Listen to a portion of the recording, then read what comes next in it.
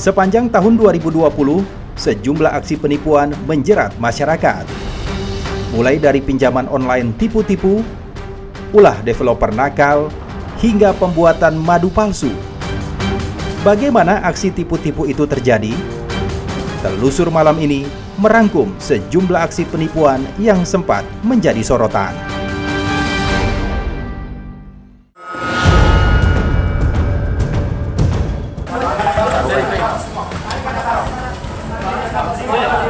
Jangan sampai di close, jangan sampai di close. Meyakinkan sekali gitu, dan tidak ada yang mencurigakan deh di sana gitu. Campur Pak, kadang madu bener, lama-lama nggak ada untungnya. Harganya paling penting bisa murah gitu Pak, katanya dijual biar terjangkau gitu.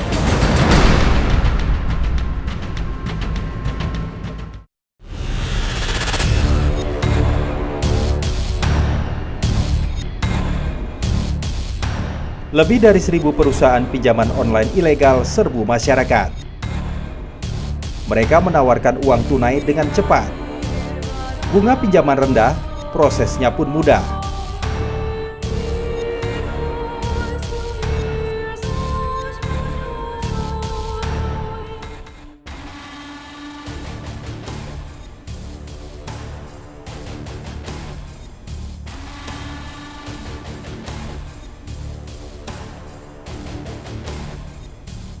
Nasabah kian tercekik sistem fintech ilegal. Berbagai macam ancaman dan makian didapat oleh salah satu nasabah pinjaman online ilegal ini. Dan inilah potongan suara telepon yang berhasil direkam oleh korban. Gak usah lu bayar ya. Yang jelas keluarga lu udah gua semua saya. Bilang udah bayar, gua suruh kirim mutakhir rekening, lu nggak mau saya. Gue bilang kan dari pagi lu nggak usah bayar ya.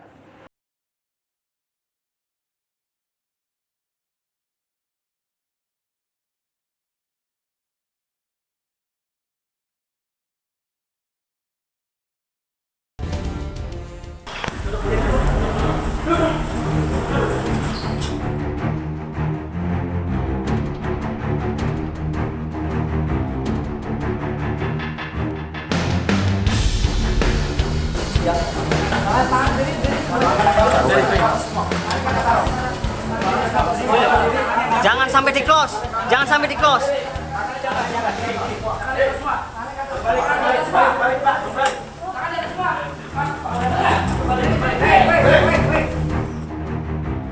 Di ruko ini, dua perusahaan pinjaman online ilegal bernama Barakuda dan Vega Data diduga beroperasi.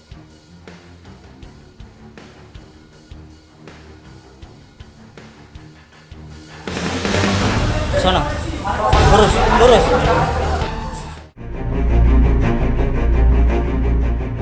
Dari penggerebekan ini, polisi menetapkan 5 orang tersangka. 3 orang diantaranya adalah direksi dari 2 perusahaan pinjaman online ilegal tersebut. 2 orang lainnya terbukti melakukan ancaman dan intimidasi saat melakukan penagihan. Lalu bagaimana cara para debt collector alias penagih hutang fintech ilegal ini melakukan penagihan? Jadi di lantai 2 ini tempat mereka melakukan penagihan. Mereka sebut dengan desk collection namanya. Desk collection, jadi kurang lebih di sini ada sekitar 30-an orang yang bertugas untuk melakukan penagihan. Mereka melakukan penagihan dengan melalui media elektronik seperti WhatsApp ataupun SMS. Jadi by telepon ataupun by SMS. Nah, ini salah satunya headphone ini mereka gunakan untuk menelpon dan menagih para customernya begitu. WA-nya. Nah, ini salah satu contohnya. Mereka juga mengirimkan voice note. Ini isinya kalau kita dengarkan berupa ancaman akan membunuh keluarga, memutilasi, memaki-maki. Nah, ini kemudian dia juga ada ini. Ini kata-katanya kita pikir sangat tidak manusiawi ya. Mereka akan gua habisin keluarga lu katanya. Akan mengancam juga dan memaki-maki. Dan inilah pengakuan salah satu kolektor dari Vega Data dan Direksi Barakuda.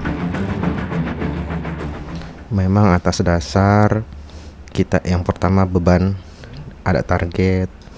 Kemudian ketika kita tidak mencapai target, ya kita mau tidak mau oleh perusahaan di-push terus dengan kata-kata ayo push terus. Nah, dari situlah gitu artinya kita ya lakukanlah gitu berbagai hal. Direksi fintech ilegal Barakuda mengaku saat ini perusahaannya sedang dalam proses izin ke OJK. Namun fintech ilegal yang dikelolanya keburu mencari nasabah. Barakuda Fintech 当时起的这个公司的名字吧，也是跟 Fake Data 类似的公司吗？它是用于申请 OJK 用的。然后您可以从 Barakuda 的注册的那个公司章程上看到，我的名字是后来是5月份换上去的。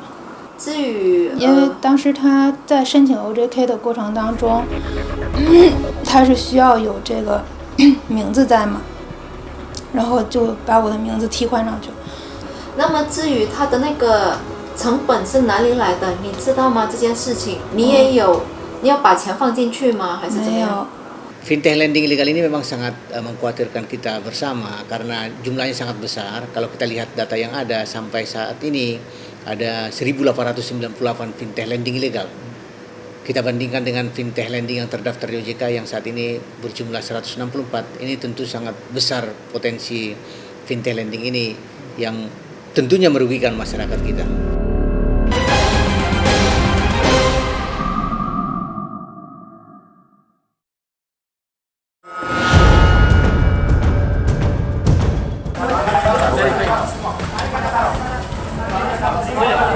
Jangan sampai di close. Jangan sampai di close. Meyakinkan sekali gitu. Dan tidak ada yang mencurigakan deh di sana gitu. Campur Pak, kadang madu bener, lama-lama nggak ada untungnya. Harganya paling penting bisa murah gitu Pak. Katanya dijual biar terjangkau.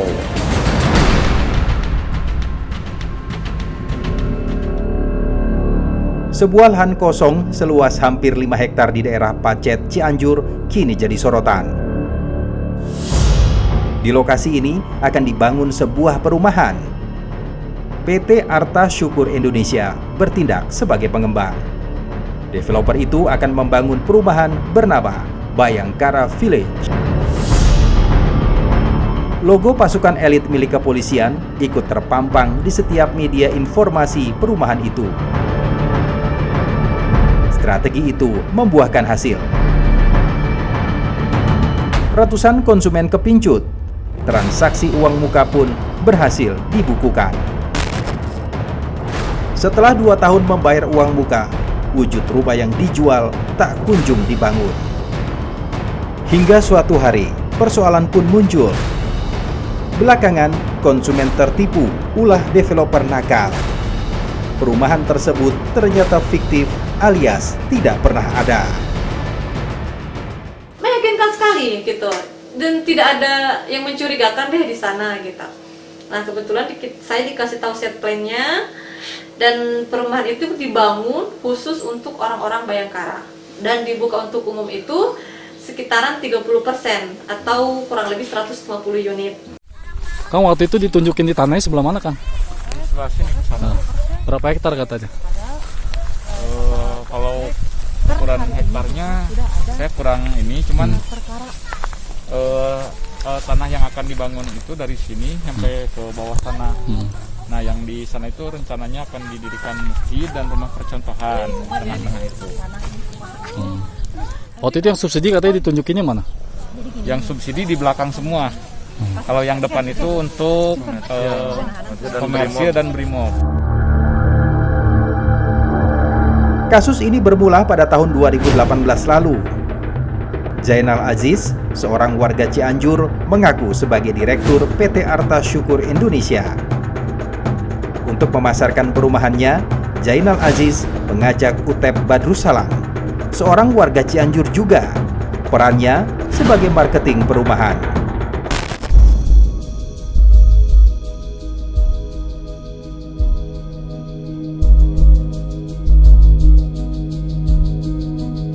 Salah satu konsumen sempat merekam saat bertransaksi dengan Utep Badrussalam, sang marketing.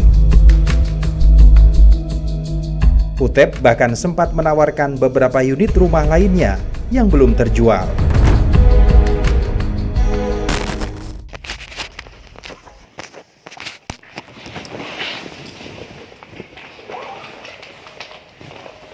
Fotokopi KTP, fotokopi NPWP.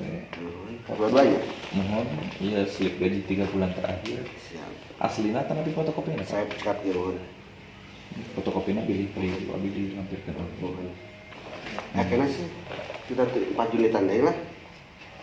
4 unit. Ini kami misalnya tos dilis mah ya kene sih mengunjungan tos gitu. Keseriusannya. Iya SK ada. Disungkeun nama SK awal dan akhir. Mohon. Aku bisa deh nah. Siap. Terakhir paling ujung surat keterangan belum memiliki rumah. Iya. Dari alamat domisili. Cekap sebentar semua. Pengen nama ke abdi dia. Siap. Di kontak-kontak ya pengen nama. Mudah-mudahan itu terus aman atur. Amin. Kurang si 2 lancar sadayana Pak. Mohon prosedur atau taat prosedur. Bapak atur nuhun pisan. Mohon transfer bil kemudian hujan. Abdi lihat berkas pengintai. Mangga aman tapi atur nuhun iya atos kata teh. Insyaallah saya. Atur nuhun Bapak. Salam ka baik. Mohon insyaallah urang dugikeun. Sepanjang 2018 hingga 2019, perusahaan Jainal Aziz itu telah menjual lebih dari 200 unit rumah kepada konsumen. Uang calon konsumen yang terkumpul mencapai 1,4 miliar rupiah. Jainal ternyata mencatut nama PT Arta Syukur Indonesia yang bukan miliknya. Lahan untuk perumahan itu pun juga milik orang lain dan tidak pernah dijual. Jainal Aziz dan Utep Badrussalam kabur. Warga kemudian melaporkan kasus ini ke Polsek Pacet Cianjur. Namun hingga kini kasusnya masih berlarut-larut.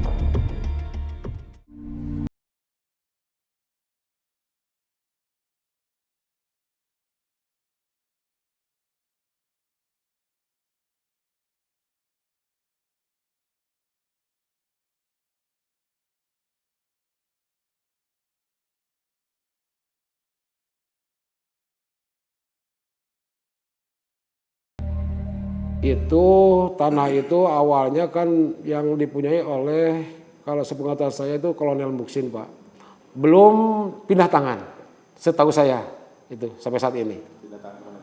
Ya maksudnya pindah tangan ke mungkin ke pihak Bayangkara atau ke pihak pengembang, ya pihak lain lah. Sepengetahuan pemerintahan desa itu belum, karena sampai saat ini belum ada laporan apa-apa ke pemerintahan desa.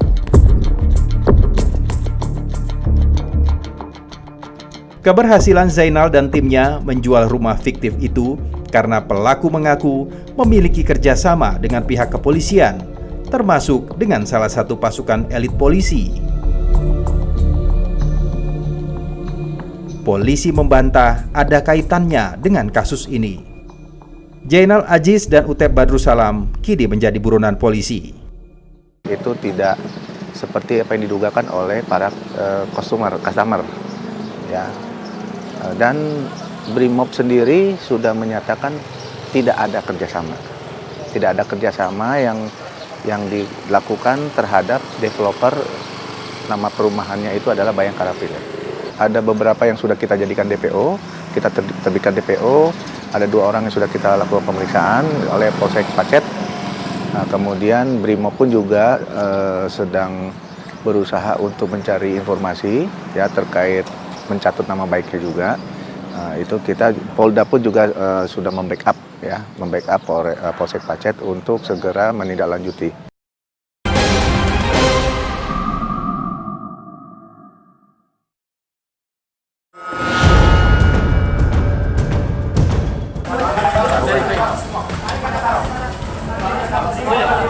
Jangan sampai di close.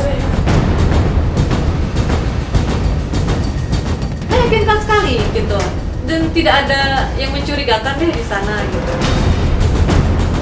Campur Pak, kadang madu bener lama-lama nggak ada untungnya. Harganya paling penting bisa murah gitu Pak, katanya dijual biar terjangkau gitu.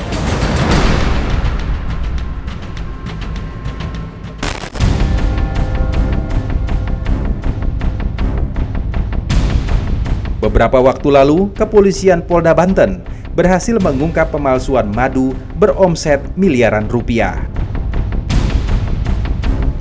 Terbongkarnya jaringan pemalsu madu yang diungkap oleh Direktorat Kriminal Khusus Banten membuat publik bertanya, apakah madu yang selama ini mereka konsumsi asli atau palsu? Awalnya pengungkapan madu palsu ini dimulai dari adanya informasi dari masyarakat. Dan dari informasi tersebut kami melakukan pendalaman. Setelah kami melakukan pendalaman, terdapat kejanggalan, yaitu madu yang sangat besar jumlahnya sudah beredar di masyarakat. Kami pun membentuk tim. Setelah kami membentuk tim, kami mencoba memprofiling dari mana asal-usul madu tersebut. Tersangka AS memberikan special price dengan diskon dari 200.000 menjadi 150. Nu pertama baru 2 botol lah, 20 botol. Bisa disiapkan? Ya, 20 botol dalam 45 berarti. Dan kami beserta tim langsung terjun ke arah TKP tersebut. Informasinya masih tetap seperti tadi, TKP masih tetap yang tadi. Nah, kita udah mengarah ke sana nih. Kami udah membagi posisi dan terlihat terduga pelaku mengendari kendaraan bermotor sendirian. Kabarin ya, kode ya.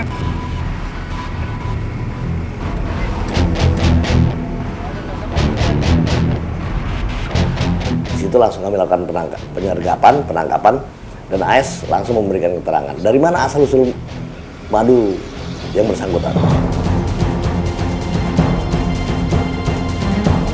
Dan AS menyatakan bahwa ini saya dapatkan dari Jakarta.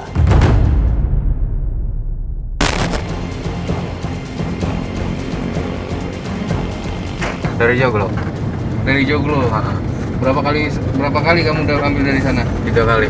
3 kali. Ya.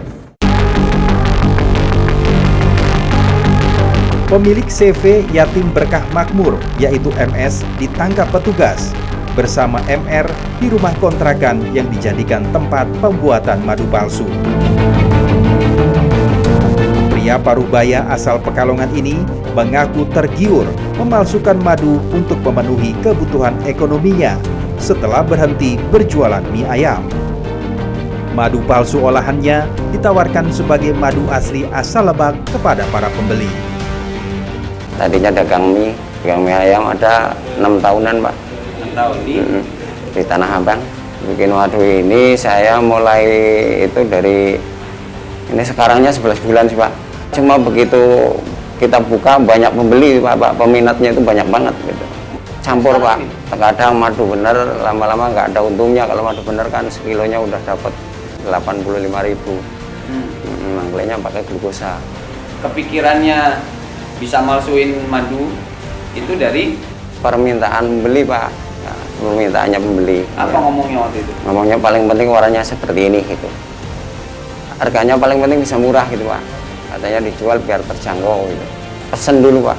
Pesen dulu. Kalau pesen sekian baru kita begini.